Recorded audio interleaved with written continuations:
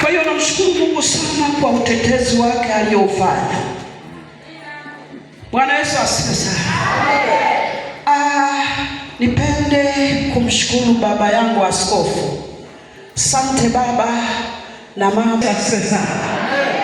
Mbarikiwe sana, jeshi kubwa. Wanawake, jeshi kubwa.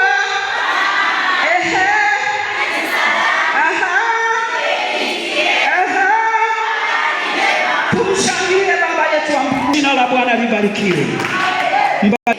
Nanipenda na mimi nawapenda pia, ndio maana mkakubali niwepo. Wakati mwingine baba yetu askofu angesema kwamba mkurugenzi aje, lakini mungegoma. Nilikuwa na mambo mengi wiki hii, mchungaji hayupo, mimi nilikuwa nimejiandaa kubaki na kanisa. Baada ya mwaliko huu, ndio maana niliyeongea naye kiongozi wa kwanza nilisema nitaangalia, nikitaka kumuuliza mzee anasemaje, na ili amenitangulia hayupo kanisa, tumeliacha hivyo hivyo. Lakini kwa heshima ya Mungu na heshima ya watumishi wa Mungu, ikabidi niamke, kanisa libaki na Bwana. Mungu yupo kwa ajili ya kunihudumia. Sema amina kubwa. Nashukuru kanisa zima, nashukuru watu wote. Namshukuru Mungu pia, nimeonana na wageni kutoka Mwanza, watumishi wa Mungu. Mungu wa mbinguni awabariki. Kwa jina najulikana kama Florentina Gabrieli, ni mama mchungaji wa Mganza. Bwana Yesu asifiwe. Lakini pia nimepata neema tena ndani ya miaka hii iliyo mbele yetu kuwa mkurugenzi tena. Haleluya. Amen. Namshukuru Mungu kabisa kwa sababu Mungu ameniwezesha ndani ya miaka 5 hiyo iliyoisha, na ameniamini tena. Ninapokuwa nimerudi kazini kwa ajili ya utumishi, ninaona Mungu anahitaji niyafanye mambo mengine ambayo sijayafanya. Baba, muendelee kuwepo. Wale wanasema tuwezi kama shanga. Bwana Yesu. Waombeeni watumishi wa Mungu. Nimebarikiwa sana wakati mzee yuko madhabahuni hapo. Umebarikiwa? Umebarikiwa, mshangilie baba wangu. Sio kama nimebarikiwa kupendwa kwa watu. Nimebarikiwa kusikia mzee ananena maneno yenye busara ya kanisa la sasa. Maana kipindi tulichonacho ni kipindi cha mpaka. Tunahitaji wazee kama hawa kusimamia jimbo ili tumuone Mungu siku moja. Sema amina kubwa. Na kukaribisha sasa katika madhabahu. Na kukaribisha katika madhabahu hii. Mbarikiwe wanawake kwa wiki yenu ya baraka. Na mimi nimekuwepo katika wiki ya baraka. Wanawake jeshi kubwa wapambanaji. Ukikuta mwanamke anaomba anatoa machozi, muangalie na jicho la tatu. Muangalie na jicho la tatu. Lakini kazi ya mwanamke ni kuomba. Allah atakuwa akikaa peke yake askofu Kaseria, mambo yataharibika. Bwana Yesu asifiwe. Sijui baba anatumia muda gani.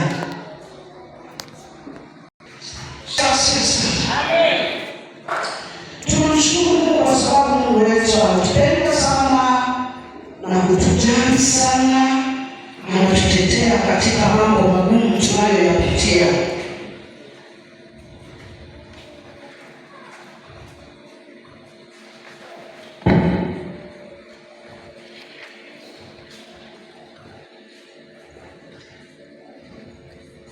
Bwana Yesu asifiwe. Bwana Yesu asifiwe kanisa. Bwana Yesu asifiwe. Bwana Yesu asifiwe sana. Tutakwenda kufundisha somo linalosema usamani wa mtu mwenye haki, usamani wa mtu mwenye haki. Mtu mwenye haki ana usamani wake Bwana, usamani wa mtu mwenye haki.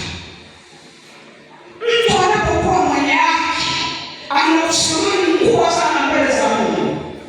Tutaendelea kuona usamani wa mtu anayesimama mbele za Mungu na haki. Maana habari za Mungu ni habari ngumu sana. Watu wengi wanashindwa kusimama na Mungu katika haki. Watu wanajaribu kusimama dakika sifuri wanatoka, wanajaribu kusimama dakika sifuri wanatoka. Na unajua wakati mwingine haipendezi Mungu kabisa. Niliposikia wanawake kubwa, nikasikia wiki hii wiki yao, nikaona ni wamama ambao wanakusana kuwa katika mtumishi wao. Ni kipindi tulichonacho hiki, wanawake wengi wamekata tamaa, wanawake wengi wamevunjika moyo, kanisa limetoka kwenye barabara, changamoto imekuwa kubwa ndani ya watu wamemwacha Mungu. Lakini Mungu anataka watu wenye haki, na anasema anasamani yake sio kawaida. Bwana Yesu asifiwe sana. Mtu mwenye haki atazaa matunda sana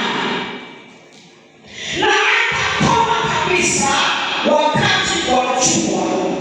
Mtu mwenye haki atazaa matunda sana, hata jua likiwaka atakoma kuzaa. Sema amina. Hiyo ni mkulima. Mimi nalima sana kiasi kidogo hicho. Lakini mara nyingi shamba langu sasa hivi liko kando kando ya ziwa. Sasa ninakuwa wakati mwingine napata shida ninapopanda mazao kipindi cha mvua imekatika. Mpaka nitumie mashine kumwagilia yale mazao ndio nipate. Sema amina kubwa. Bila kumwagilia huwezi ukapata. Lakini kuna mazao mengine bila hata mvua, bila hata maji yakijitokeza, yale matunda, yale mazao yanastahili kuzaa matunda kwa wakati. Hebu shangilie na kuabudu. Kuna matunda mengine yanashika. Ukienda asubuhi jua linakuletea sawa. Ukienda jioni wakati jua linawaka unakuta sawa. Ukienda jua linawaka saa saba unakuta sawa. Ndio kama mshirika mwenye haki. Hatamani na kitu chochote. Niliposikia jeshi kubwa kwenye mapambano ya wiki nzima, nilisema hakika watu wachoke, wanawake wachoke, lakini ni jambo bichi. Kuna wanawake wapambanaji, unaweza kushangilia wanawake hawatakoma. Wanawake wengine wafanya chochote, wanasema hali ni mbaya, maisha magumu, biashara imekuwa shida, kama ni nyingi, hali ni mbaya kanisani. Mimi nimekuwa kuwaza wakati mwingine nini hata nimeanza naelekea wako waishi katika jini. Ameamua tulivyoanza tuwa tulivyoanza ambao nakumbuka tulianza na nguvu nyingi. Wanawake walikuwa wanachangamka kutulia, wanachangamka kutengeneza nyumba ya mshwari, wanachangamka kufanya vitu vikubwa, lakini wamefikia hatua wanasema hali ni ngumu.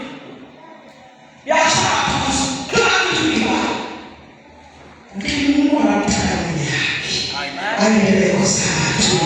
Hebu shangilia Baba yetu. Asiangalie hali leo. Tuone Zaburi 92. Msomaji unaweza kusomea 92 Zaburi mstari wa 12 hadi wa 14. Tuone hapo anasema nini. Mwenye haki atastawi kama mtende. Mwenye haki atastawi kama mtende. Hebu tulia dada.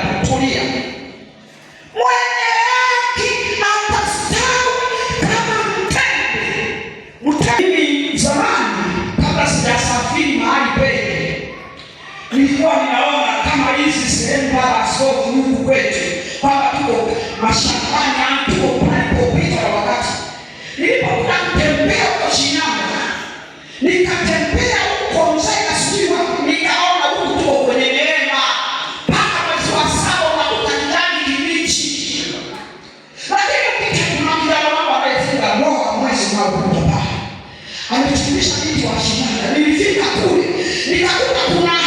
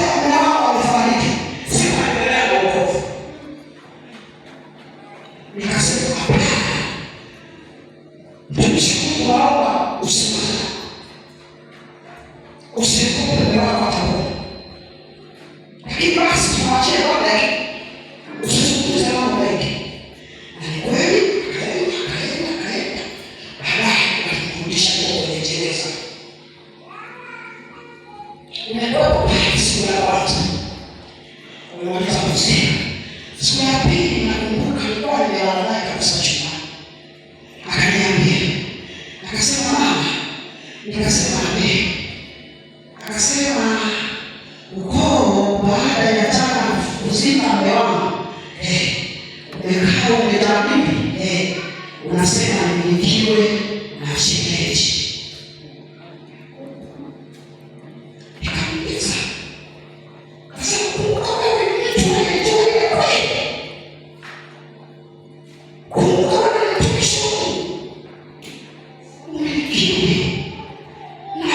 shemeji. Hivi vitu mtatoka kuvisikiliza. Lakini pia nakuuliza shemeji, huyu mume wako si wasiaona ndugu zake walio wakubwa wa kumwoa yule dada. Kama anawaambia kwa mzee wa kanisa alikuwa na vishemeji yake kidogo kama vile yeye mwenyewe alikuwa na mtoto. Mimi nikamuuliza, shemeji zangu nikitoka hivi vile analala watoto. Akasema hicho kimoja, akasema mwingine.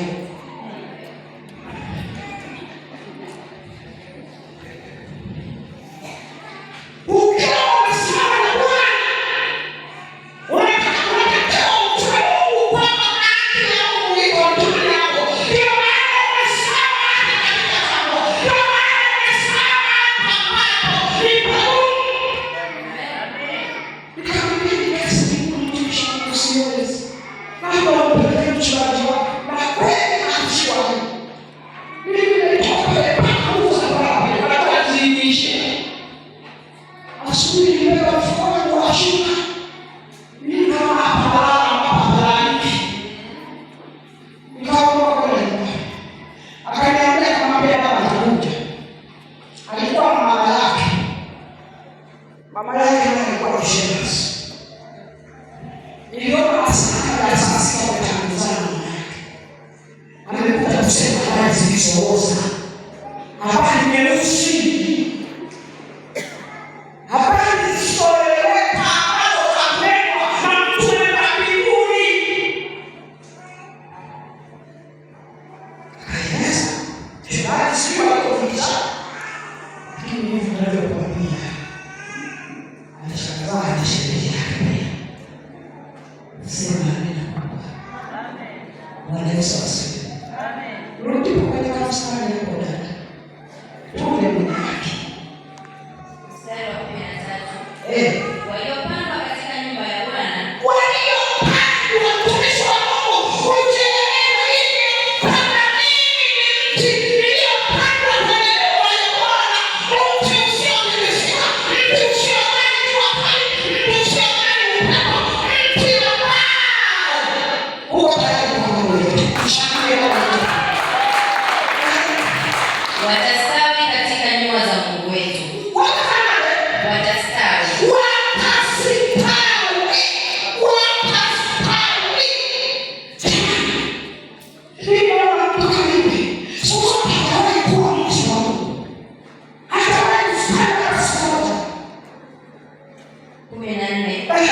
Watazama tunda hadi wakati wa uzee.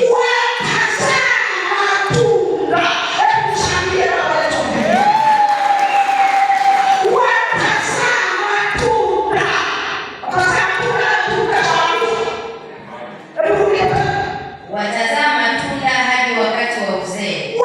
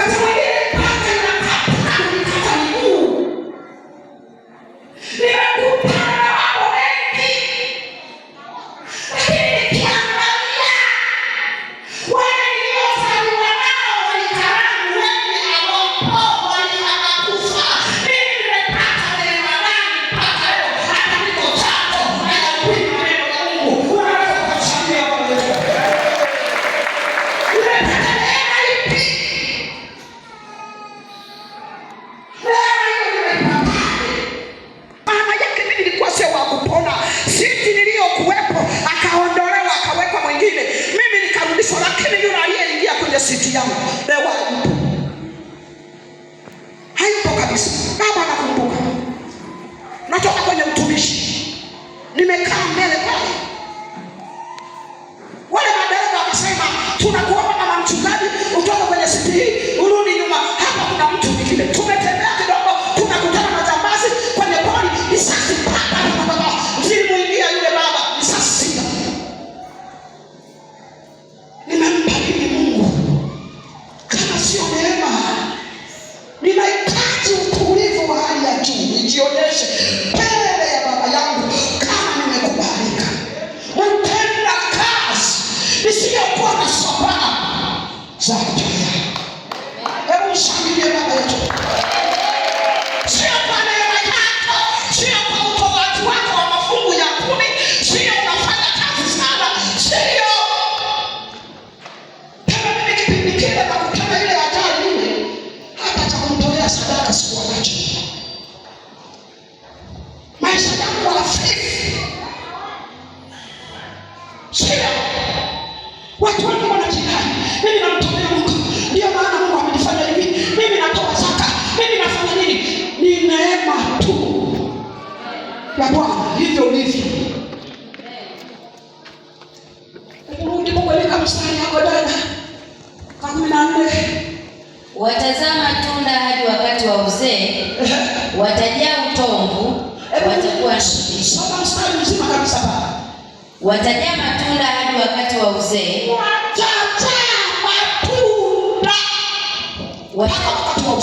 Watajaa utomvu. Watajaa utomvu. Yaani watakuwa kitu kibichi. Ukiangalia kamti kabichi, ukikatoboa tu kidogo kanatoa utomvu. Mtu mwenye haki hana kitu cha kusema. Watu wengine akipata shida mpaka ukabebe kwa sababu unajua mniombeeko, mwanangu anauma, nina siku 10, niko rufaa, nimerudi nyumbani, uniombe. Nani atakuombea kama wewe mwenyewe hujui kujiombea? Nani anapambania dada kwenye kipindi tulicho nacho? Pia mtu anahitaji kujiombea nafsi. Watu wenye haki watamzalia Bwana matunda mpaka uzeeni. Hata kama ukikutana na jua kali, tumeka mazingira mahali pengine kuna wachawi sana, wanalala mpaka asubuhi.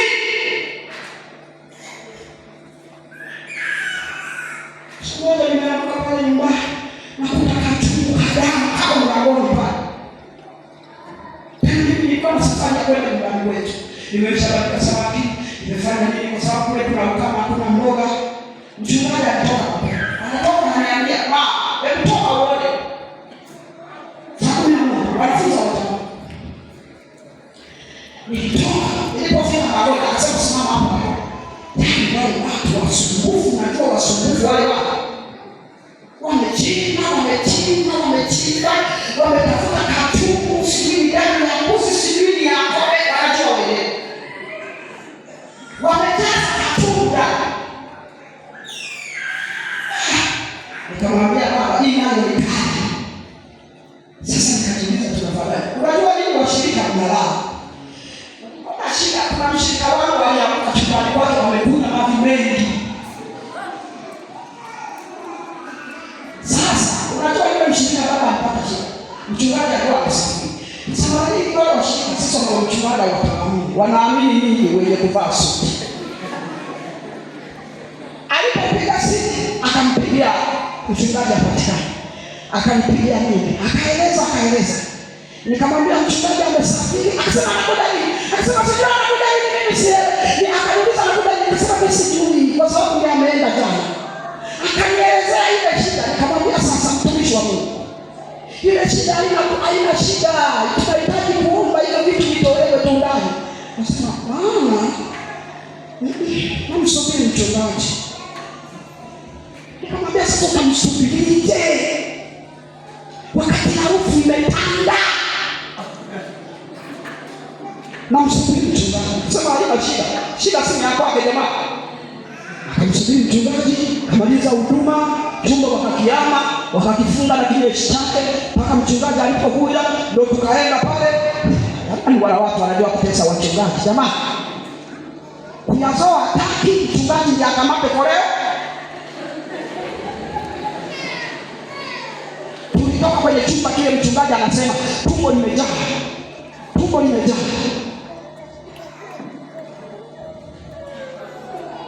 Sasa washirika waka mnalala, mkipata shida mnasema tumuite nani? Sasa sisi tunafanyaje? Wachungaji tunafanyaje? Sisi itakuwa ni ajabu mpaka tumuite bishop kuja kuzoa maji kule. Kama ukusimama na watu mbele za Mungu lazima utetemeke. Kale kachuku kaangalia nini na baba. Mimi nikamuuliza mchungaji kwamba mume wangu, hata kachuku ni gani au ni mamzunguti? Nikachukua umoja wa bati, nikaweka hivi, nikaona ni damu kabisa. Kamwambia sasa baba, hapa tunahitaji tufanye la ziada kabla watoto hawajaamka, maana watapaogopa. Tufanye la haraka haraka. Tukamwita Mungu wa Israeli aliyeziumba mbingu na nchi, tukatafuta namna, tukalibeba hilo lichungu, tukamwaga kwenye shimo, tukaanza kusema haleluya hosana, haleluya hosana, haleluya hosana. Nikamwambia mchungaji, na safari ya mkoba nimeaisha, lazima nikamwite Mungu kwanza, muumba mbingu na nchi. Ili watu washangae walikusudia jambo libaya katika familia, lakini kuna watu wenye haki ambao watastawi katika kipindi kigumu. Atapenda wachawi, atadai wanazileta, atatamani mtu afe, lakini haiwezekani. Kuna watu wenye haki. Nikasema safari ninaishi, nahitaji kumwita Mungu mpaka kieleweke. Walishangaa wale majirani, unajua mimi nyumba yangu iko katikati ya watu. Kama senta hiyo wakati sio senta.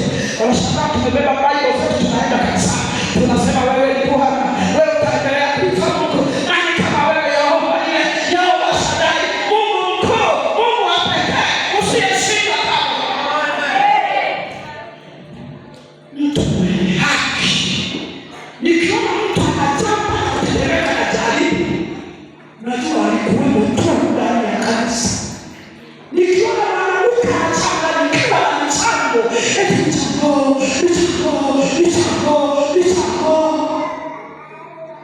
Bwana anasimama siku zote. Sisi wakati tunaokoka kwenye familia yetu kwa wengi, kwa mchungaji wengi wakaacha eti mchango, watakufa maskini. Leo ndio wako na maskini wako watoshi, walikimbia mchango watakufa maskini. Leo wana maskini wako watoshi. Bwana Yesu asifiwe. Watajaa kitongo, watakuwa na ubichi. Watakuwa na ubichi siku zote. Tuishi naye kutumikia Mungu, sio kwa chochote. Wewe tayari kumtumikia Mungu. Usisumbuliwe na maneno ya watu. Usisumbuliwe wakati mwingine hata mume wako, wakati mwingine hata nani. Usisumbuliwe na kitu chochote. Umwangalie Yesu Kristo aliyepigwa pale msalabani. Golgotha akasema yamekwisha, mambo yote yamekwisha. Mungu Yesu asifiwe. Ndio ananipa msiba wa Bwana. Bariki sana. Amesema Bwana ametoa, kila ametoa. Sina mambo mengi. Nimeleta kuendelea kupambana. Siku moja nione hapa. Hakupata ushindi. Maana anatibu. Mimi nilikwenda kwa msiba wa baba yangu mzazi. Uko. Na mwanangu nilimwacha pale kwenye kaburi. Nilienda wakati mwanangu yule anaokuwa kwenda nilimwita sana. Nikamwambia kumbuka huku mume wangu alikuwa na kesi na yeye na mama. Kumbuka mume wangu alipo mtu sasa kwenda sio wapi.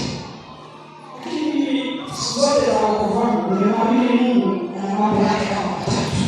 Labda lazima anaweza kusema ndio pale, anaweza kusema subiri, anaweza kusema sasa. Hiyo kwa nini Mungu hawezi kutawala? Wewe unapangia nilipomwona yale yaliyotokea na wale wakasema jina la Bwana Mungu libarikiwe. Maana Mungu anayeona hapana, wakati mwingine ameona ili mtoto nilikuwa ikanitoa kwenye kiwango, ikanitoa kwenye wokovu, akaona tangulia. Nikasema asante jina la Bwana libarikiwe. Leo na watoto wazuri wanaopendeza Bwana. Hebu shangilia Bwana.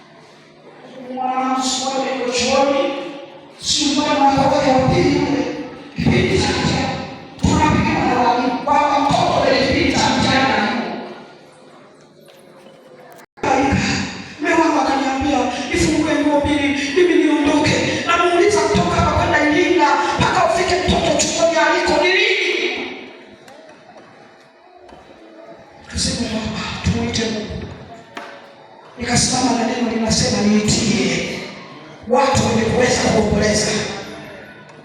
Nikamwambia mchungaji, kabla utaondoka tuite watu wenye kuomboleza. Si wote wanitao wao. Wengine wametaa tangaza. Nimesema tangaza hapa maombi. Wengine wenda wasije. Lakini hata wakija wanajamba tu. Maombi yanaendelea wenyewe wanajamba tu. Wanajamba tu. Vya pekee tulimulilia akamrudia Mungu. Kuanzia hiyo, kuna mchungaji jirani yetu alikuwa amefiwa mtoto, mchungaji ameambiwa ndiye alihitajika aende kuzika. Mchungaji akawaambia sitakuja kabisa, tukajifungia kanisani. Nakumbuka ilikuwa saa 9, simu ya mwalimu ikaita, mtoto amepatikana, amefungiwa kwenye maktaba. Wamekwenda wakamweka kwenye maktaba, kwenye ulimwengu wa giza, yani nguvu za giza, wakamfungia huko.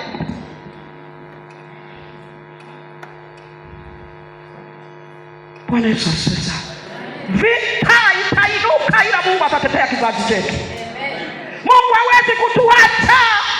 Mimi wake nawaambia hata wanawake, ninapokuwa nafundisha wanawake, ninaongea, ninasema usimlalamikie Mungu kwa ajili ya mtoto wako.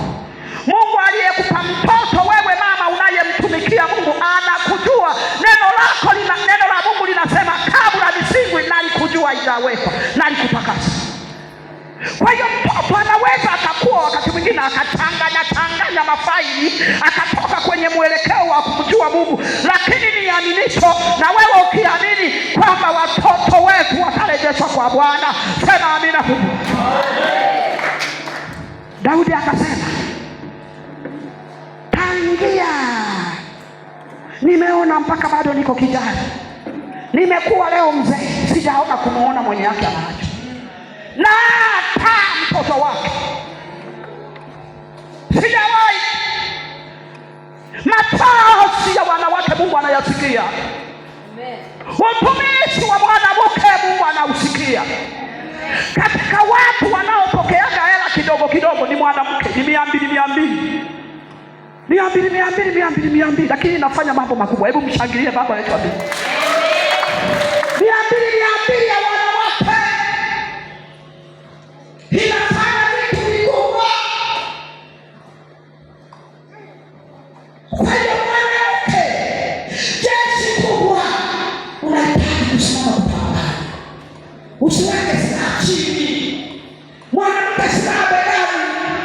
Ukiona mwanamke anatuangusha, anaweka silaha chini, anakutana na moto. Kama ninavyokusudia mzee wangu wa kanisa alipokutana mzima, akaweka silaha chini. Wanawake wanachanganyikiwa, wanapokutana ndoa zinachanganya, zinakoroga, wanaweka silaha chini. Usituaibishe jeshi kubwa. Jeshi halijawahi kukimbia. Mwanamke jeshi ni mpambanaji. Kieleweke, ushangilie baba yetu. Lazima ujitambue kwamba wewe ni mti ambaye unasimama katika jangwa, haujali chochote. Mwanamke aliyeitwa na Mungu haogopi dhoruba. Ndio maana Biblia inaniambia katika Mithali 31, nani awezaye kumwona? Wa kwanza kuamka, wa mwisho kulala. Baba ameishalala, mama anaangalia kuku ziko nje, milango haijafungwa. Mwanamke jeshi kubwa, tumpige wapi? Sema amina kubwa. Someni Zaburi hiyo 16 mstari wa 3. 16 mstari wa 3 usome. Yupo duniani. Neno la Mungu linaniambia watakatifu walio duniani Ndio walio bora.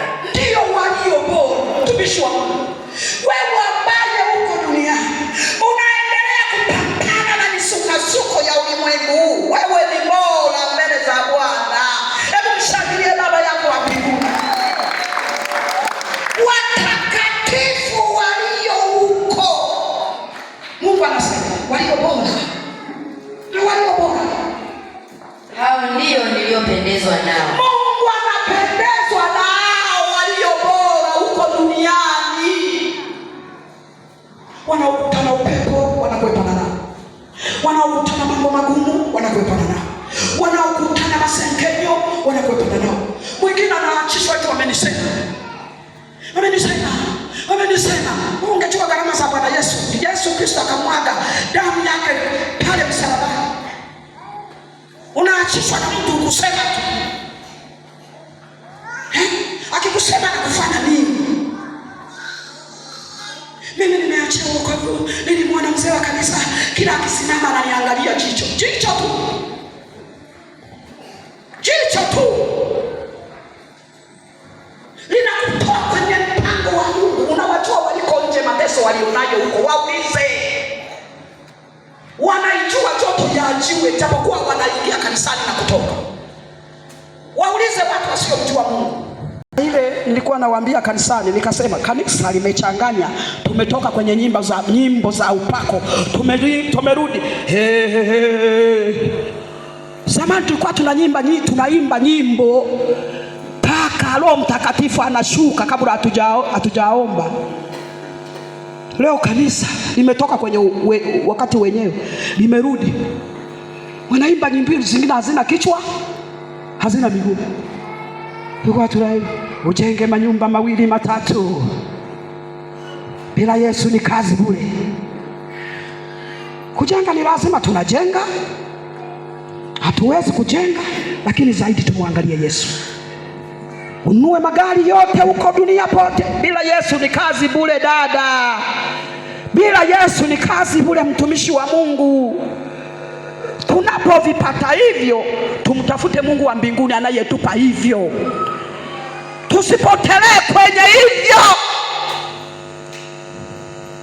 Tusipotee kabisa. Utandawazi umelipoteza kanisa. Mambo yamekuwa mengi.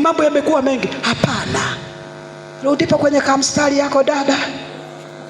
Duniani watakatifu walioko huko duniani ndio walio bora. Hao ndio ninapendezwa nao, maana wanakwepa mikuki mingi. Wanakwepa halali kabisa juu yako.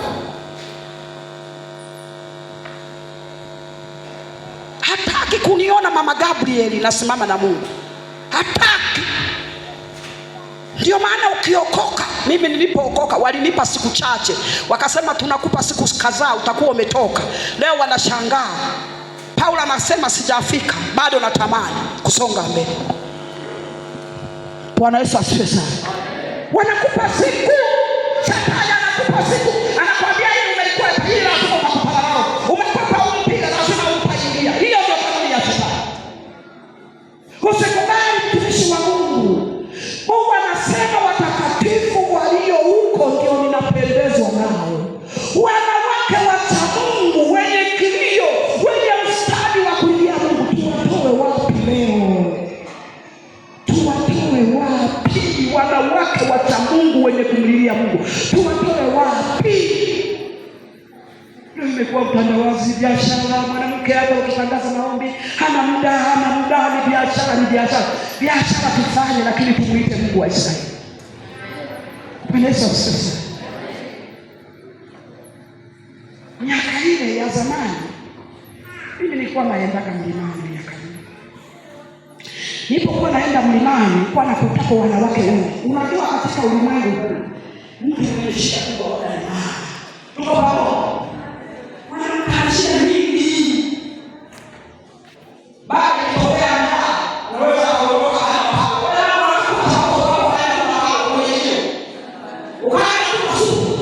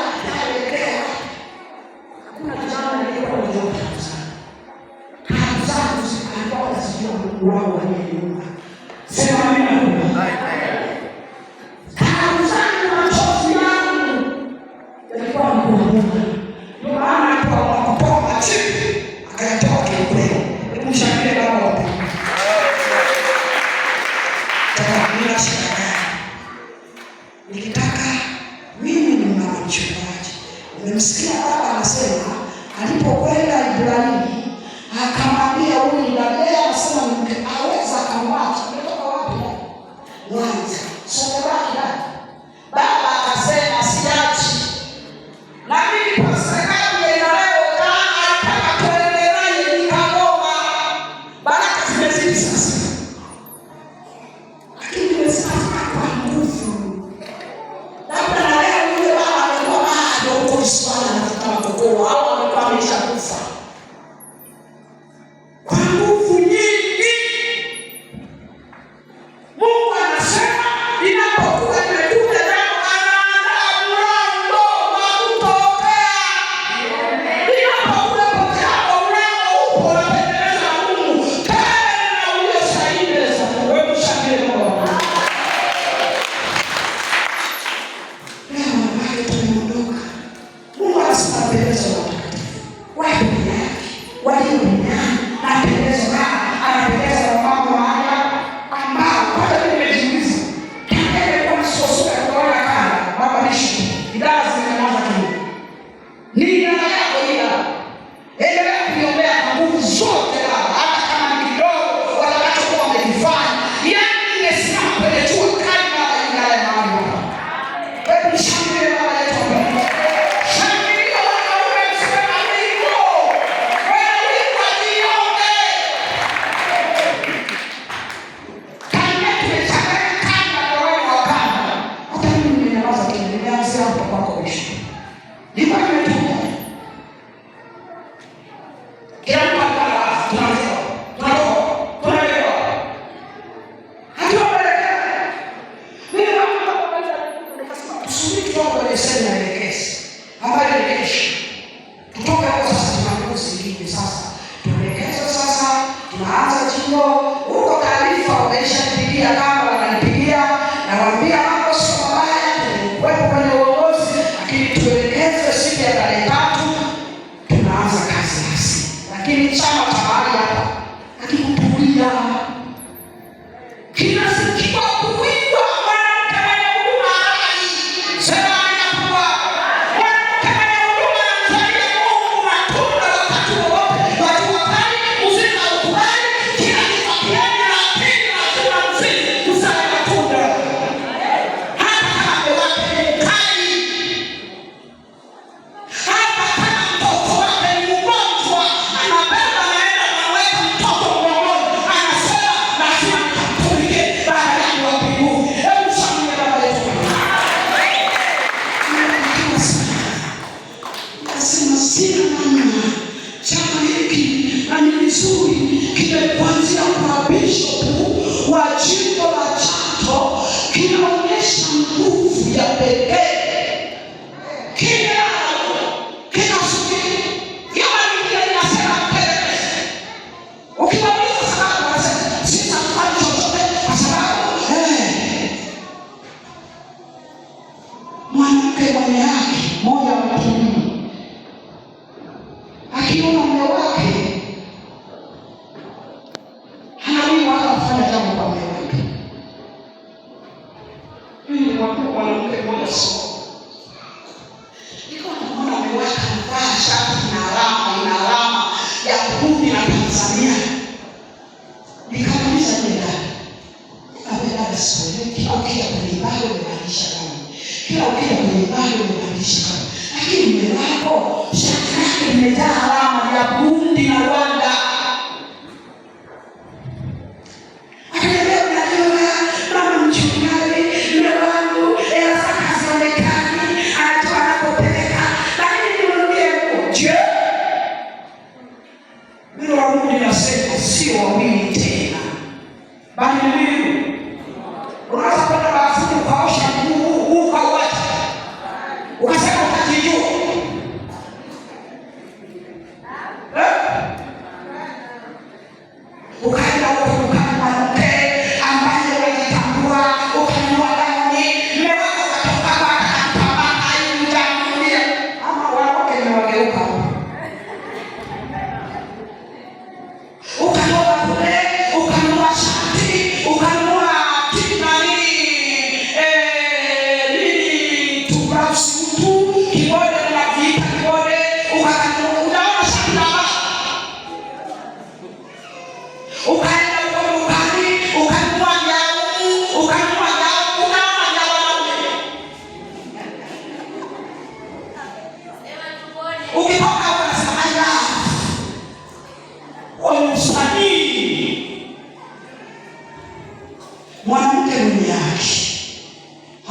mazingira, anakubali kufanya mambo yote kwa wakati mmoja.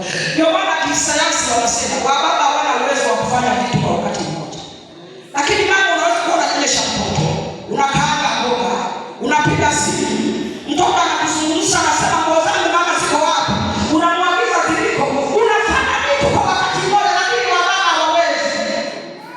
Baba kuna naangalia kitu kizungumza sasa, naomba uende, kuna kipengele cha muhimu hapa. Uniache naomba usikwaze. Hapa kuna kipengele cha muhimu hapa. Lakini sisi wamama tumepewa kufanya vitu hivi kwa wakati mmoja. Tumepewa na Bwana, uwezo tumepewa na Bwana. Ndio maana mwanamke Yesu anainulia familia yake, watoto wake wanasoma huko, anatengeneza, anafanya vitu, anarudi kanisani, anaona nyumba ya chungaji, anafanya vitu vikubwa kwa wakati mmoja. Ushangilie na watoto. Mwanamke mwenye haki haangalii mazingira, anafanya vitu kwa wakati mmoja. Navyo ni vingi. Tumepata neema, tumependelewa. Ndio maana wakati mwingine ukiangalia watoto wale wanatupa hoja. Ukimwambia kamwambia na baba yenu, mama utamwambia na baba, maana baba nikimwambia anasema nilisahau. Wababa wana uwezo wa kubeba vitu vyote, hata wakiambiwa wanasahau. Mimi watoto wangu wakaniambia hivi, mama wakimpigiaga mshulani akasikia kupatia sasa, subiri tapigia. Sasa wakaniambia, baba naomba utubembelezee baba, maana mbona washirika anawasikiliza. Sisi tukimpigia anasema subiri tapigia. Lakini washirika wakimpigia anawasikiliza na pia tamsikia naomba baba katika jina la Yesu Kristo wa Nazareti. Sasa sisi hatujajieleza, anaisha tunatia, anasema subiri. Wewe sasa. Haleluya.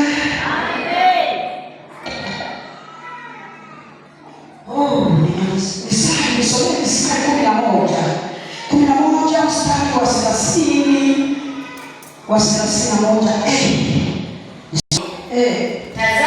Tazama, mwenye haki atalipwa duniani. Atalipwa mtumishi wa Mungu duniani na mbinguni. Hebu mshangilie baba yetu. Wanawake, mambo unayoyafanya mahali hapa utegemee dada kulipwa. Usikutane na mtu akakusumbua na maneno, utafikirizika, utapoteza. Sijawahi kumwona aliyesimama na Mungu anapoteza. Hayupo. Tutegemee kulipwa. Unalipa kesho. Kuko maisha ni foleni. Kila mtu yuko kwenye foleni. Tunapomtumikia Mungu tutegemee vitu vikubwa. Bwana atakulipa kwa viwango vya pekee. Ujitambue mtumishi wa Mungu, kwamba ninapoendelea kutumika, ninamtumikia Mungu, siku moja nitalipwa kiwango cha juu. Mtu mwenye haki atalipwa. Hata mtumikie Mungu kwa sana. Never. Tunamtumikia Mungu, tukiamini utumishi wetu tunaotumika. Mungu hawezi kutusahau kamwe. Hajawahi kusahau mtu. Wewe jichanganye. Wakati mwingine ukipata majaribu, mwanamke unamkuta analia na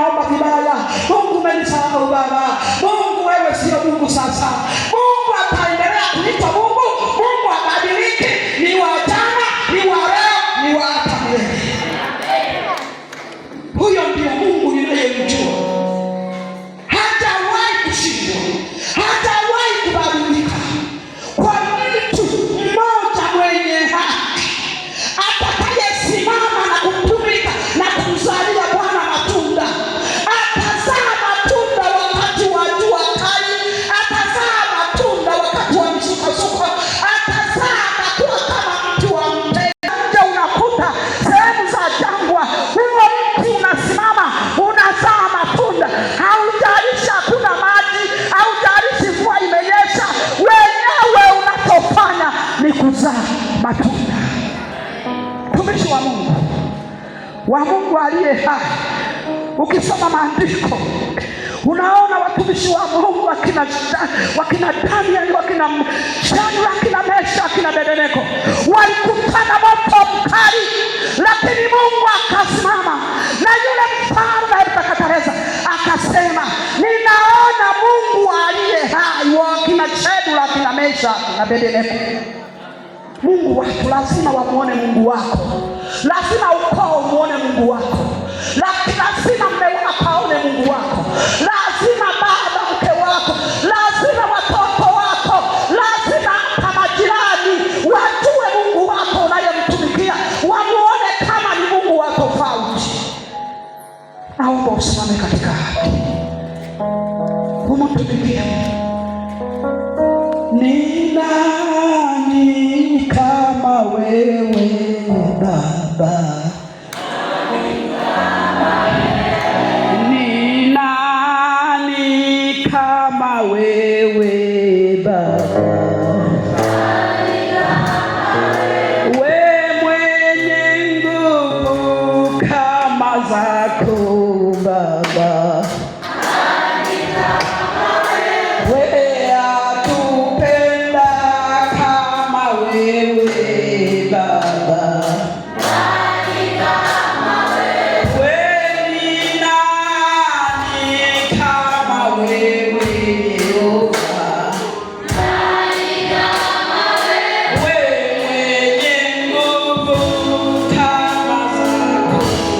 Baba